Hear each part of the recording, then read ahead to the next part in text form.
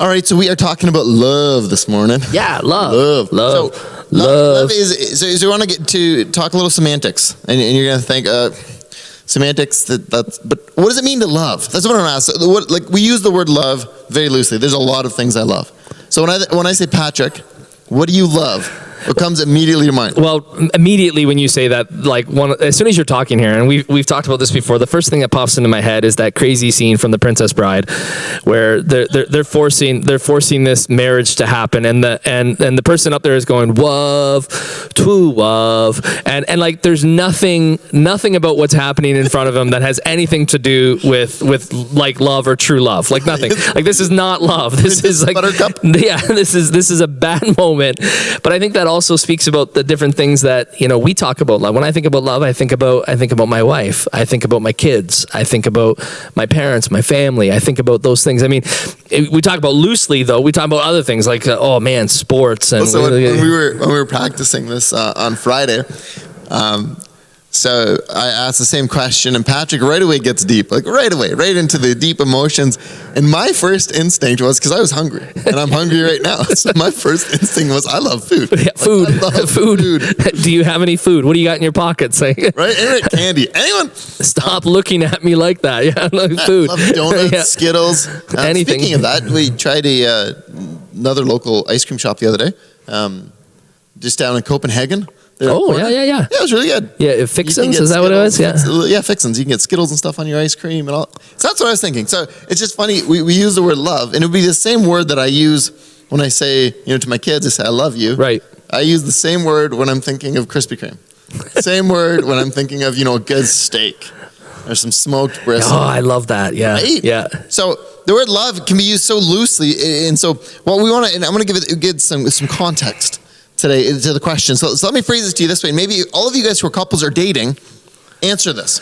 Oh, I want to hear it. Let's hear your answers. Post it online. Yeah, we want to know. So when you were dating, there was a moment Yes. where you chose to say, I love you. Ooh. And there's lots of Hollywood scenes about this, and there's lots of comedies and stuff. Is he going to say it? Right? Yeah. Because some people say it too soon. Yeah, way too soon. On the first date, you're just like, I love you. Like, I love you so much. You have no idea. The other person's like, whoa. Right? But to go to that level, to say, I love you in a dating relationship is a significant step. Yes. And so then the question becomes, what are we meaning and why are we saying that? So I'll start, because I'm ashamed of my first time. Like there is no romance to this. There's no sweetness to this.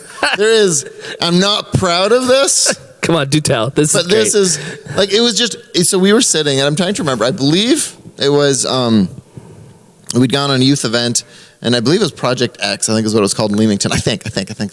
And Josie's probably sitting at home going, A, why are you telling this? And B, no, that's not even close to where it was. Can you get the story right, please, for the first time? We had been dating for a while. I mean, I had liked her since grade 8, so this had been an ongoing thing. But we were sitting down, and I remember we were sitting down, and we were close to an outhouse, and I remember the outhouse being there. That's why this story sucks. And I just blurted it out. And I don't even know, but I just felt like, man, there's something in this moment that I don't dislike you. Like, I love you.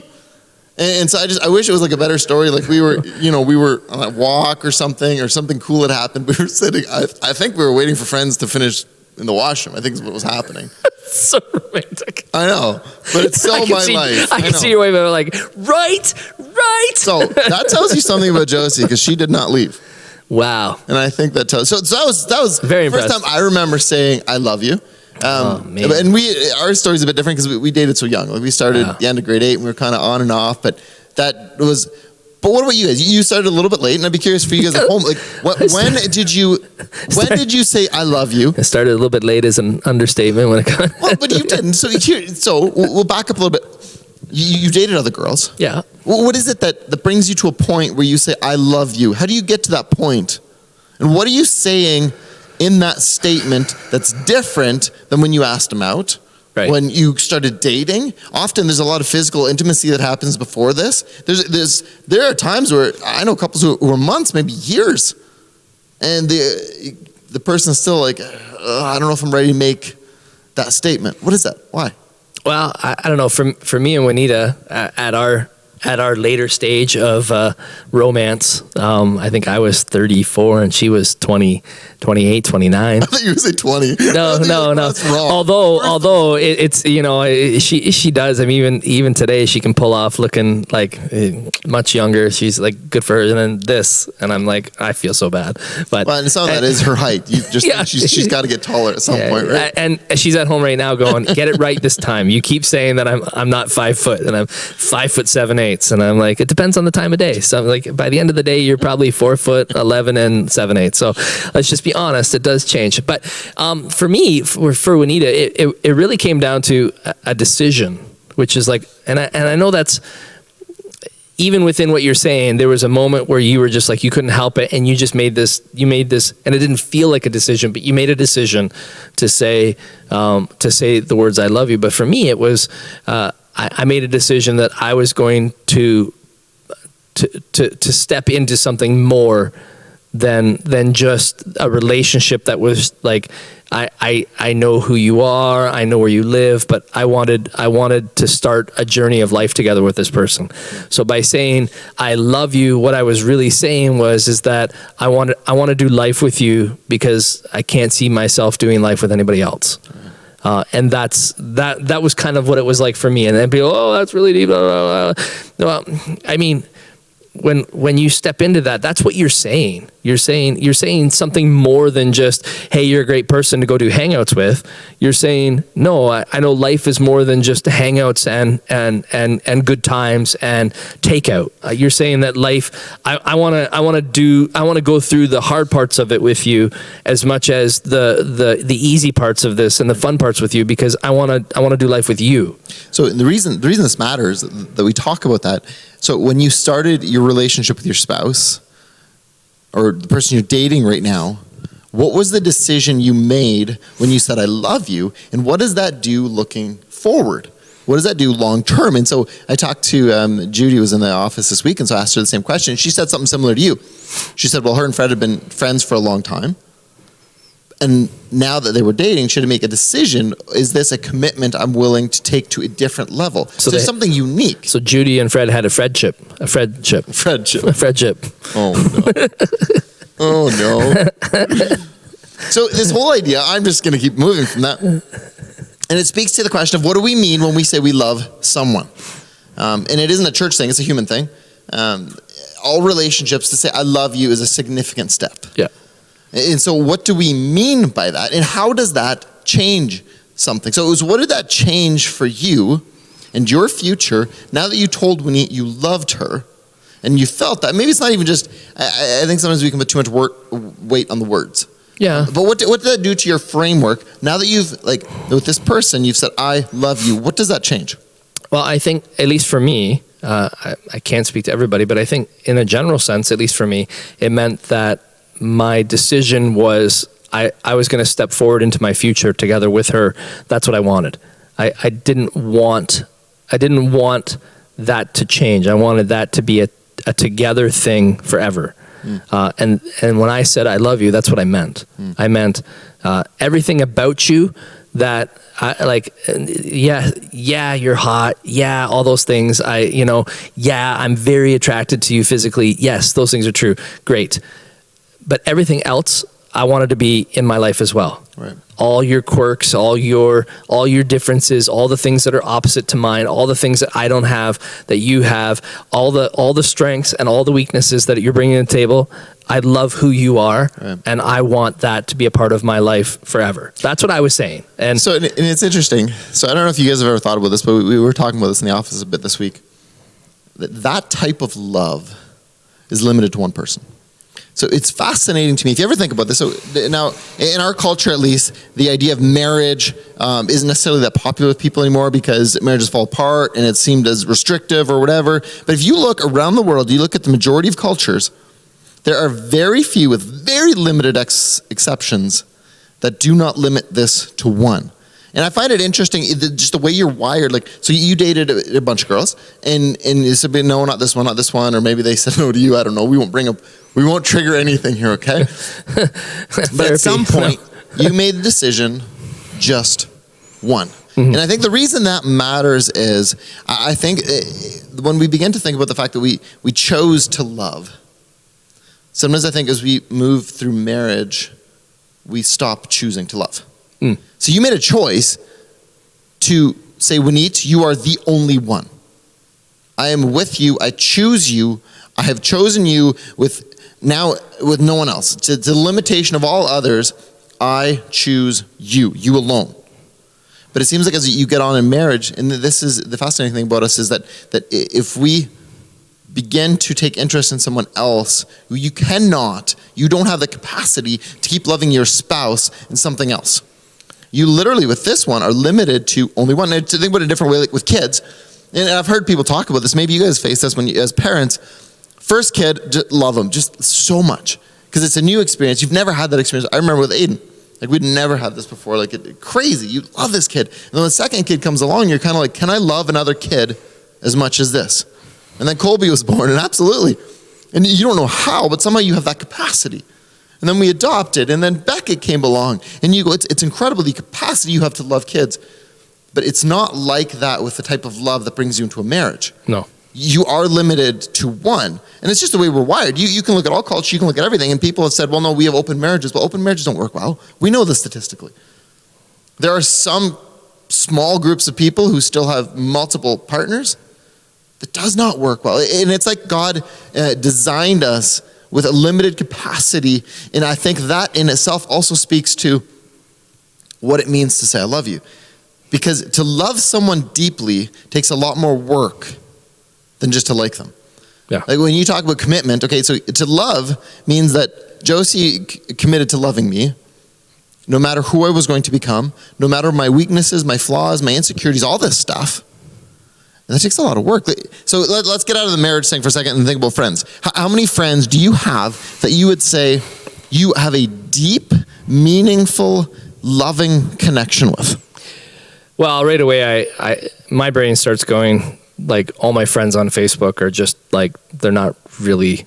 They're like, acquaintances. They're acquaintances. They're just people that I know, yeah. right? They're just people that I know who they are. Yeah. I know their name. We know that according to most research, the most you can ever really have is like, they would say somewhere between 8 to 10. But the reality is if you're going to have really close friends, that number, the closer your friendships, the much smaller that number gets. Right. That's just the reality of how it is, because there's no way you can put the time and there's no way you can put the effort that it requires to have those types of connections into that variety of people. Now, you may have had friends that you were really close with, but then now you have a different group of friends that you're really close with. You're not as close to those people as what you once were.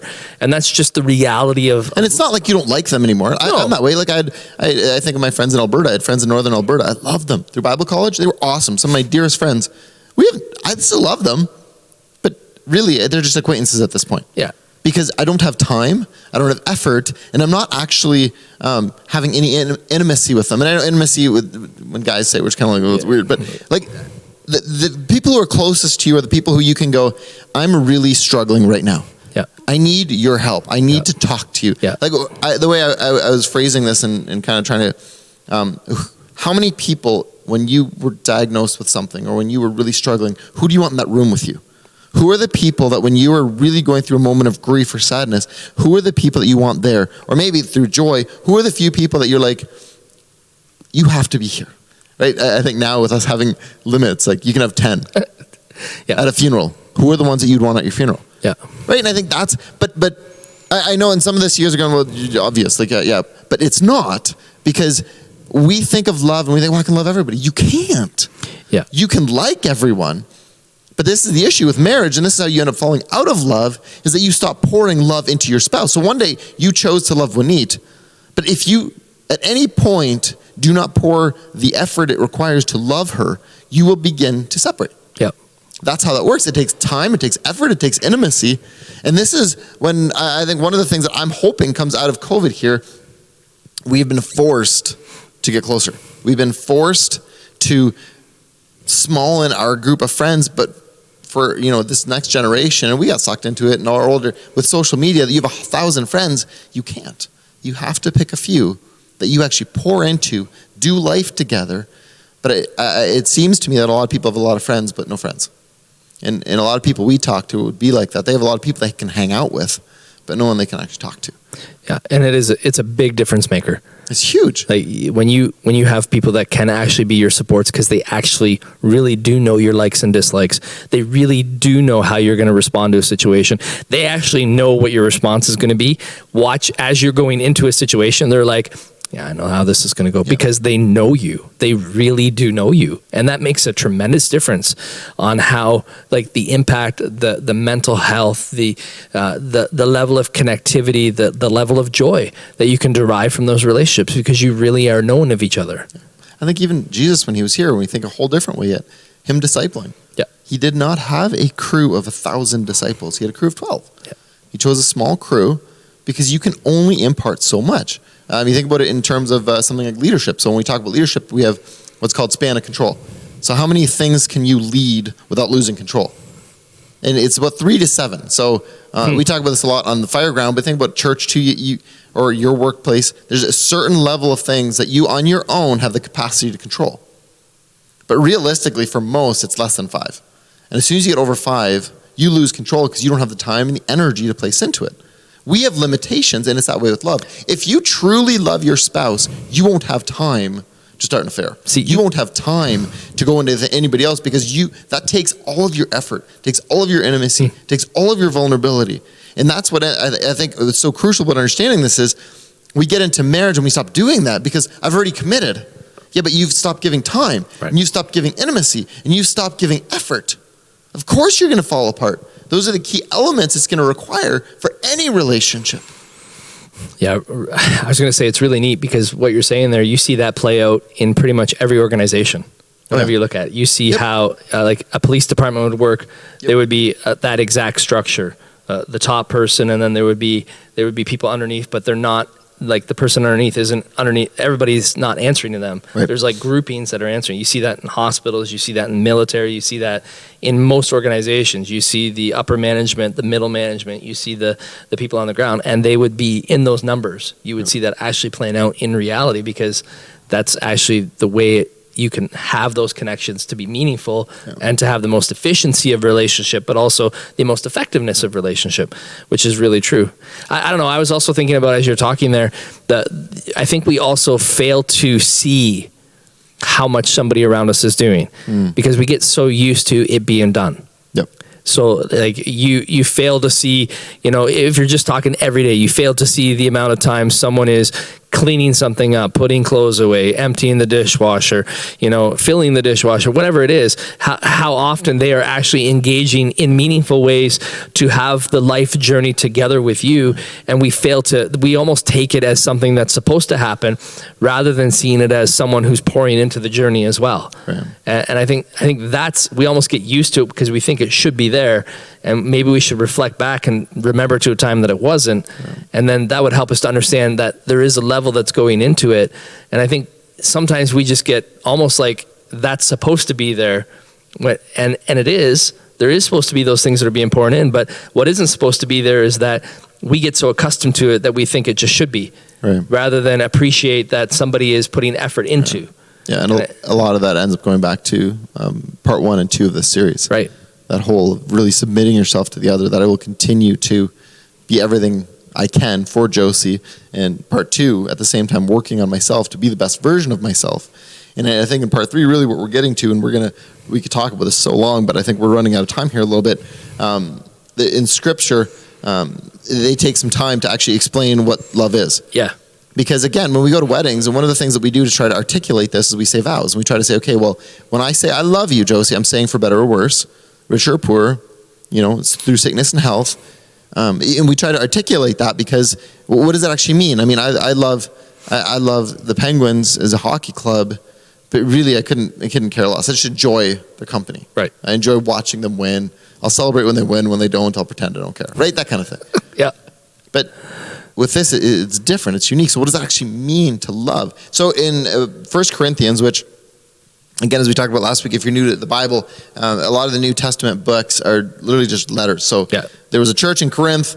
that wrote some letters to one of the in today's vernacular, the church in Corinth emailed Paul and was like, "Hey, we got some questions and some concerns." Yeah. And then Paul wrote an email back to them, and this email would be titled the first letter, the first email back to the church at Corinth. So that's what this is. So he's talking. There's a bunch of things that surround this, but 1 Corinthians 13, so 13th chapter there. Typically, we just use this for weddings because this is the only time we struggle with love.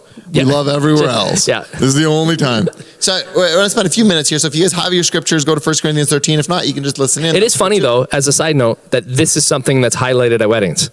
There's a reason for that. 100%. Like there's a distinct reason that this gets highlighted at weddings. Clarify. You're getting married publicly, and you're saying you love each other. This is what it means. Yeah. So let's go into this. We're already 10:38. Wow. I know. Time flies when you're having fun. All right. So if I speak in the tongues of men's, maybe you should read. If I speak in the tongues of men or angels, but do not love, I am only a resounding gong or a clanging cymbal. So I want to speak just a little bit to this because the first thing he does is he redefines spirituality. Yeah. And we need to hear this right now. Yeah, what Paul's saying is that there's many ways that you can have a show of being spiritual. And at this time there was an experience that was happening in the New Testament church where people were able to speak in other languages, not like their native language. So people would speak in French or Spanish or whatever to understand it today. And Paul's saying to, hey guys, listen, I know you guys have this show or this sign of spirituality that exists. Cool. It is something the Spirit does. And this is really great. And Paul goes on and says, listen, even if I could speak in the tongues of angels, if I could speak their language, which would be just crazy, amazing, and awesome experience to have. And if I could do that, but I don't love, he says, it's worthless. It's like a resounding gong, a clanging cymbal. It's something that's just like an irritating noise because it has no real life impact. And then he continues, if I have the gift of prophecy and can fathom mysteries of all knowledge, and if I have faith that can move mountains, but do not love, I am nothing. If I am the best pastor and I am so smart and intelligent, but my life does not speak of love, it's like it doesn't matter because it's not authentic. What's authentic? If it's authentic, it shows in the way you treat people and the way you love people. Right. Yeah. Even back then, and we struggle with this now, there's so much dialogue on what would a spiritual pastor look like right now? What would a spiritual Christian look like right now? And I'm telling you, I don't care how you answer the question. If there's not love involved, Paul is very clear. Yeah. This is not of God. Okay. If I give all I possess to the poor and give over my body to hardship that I may boast, but do not love, I gain nothing. Same thing, there's a lot of money to be made in poverty. There's people who help with social justice. There's a lot of people who take advantage of that. But he says, look, you can be the nicest person and you care for all the poor and everything, but if you do it out of selfish ambition, if you do it out of motives that aren't actually love, it's meaningless. Who cares? It's meaningless. You think you can fool God and pretend just because you put on a show? He's like, no. The authentic thing about spirituality is love.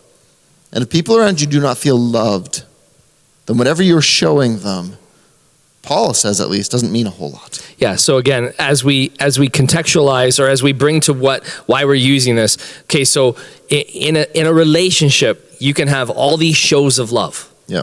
You can have all these like big demonstrations and, impressing everybody else, all around. But the person you're with, if they don't feel real love, then all the other shows are meaningless. Right, like it's one of those things where you can post on Facebook and everybody else thinks you're an amazing family, but does your family actually think that you're an amazing father? Right.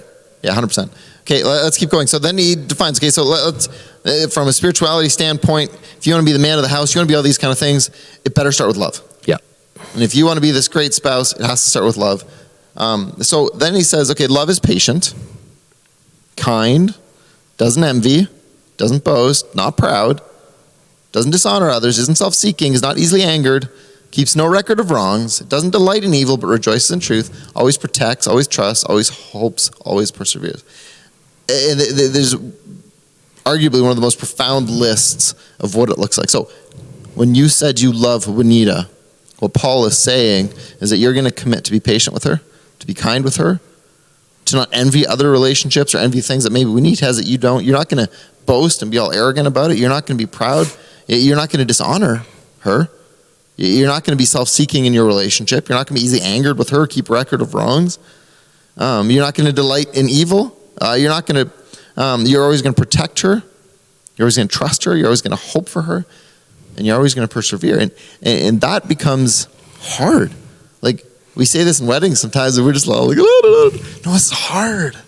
It's hard because sometimes in life we make stupid choices and we do really not terrible things, just little things that hurt each other. Yeah, and they feel terrible. They can. 100% they do. They can feel really like emptying of everything that you are.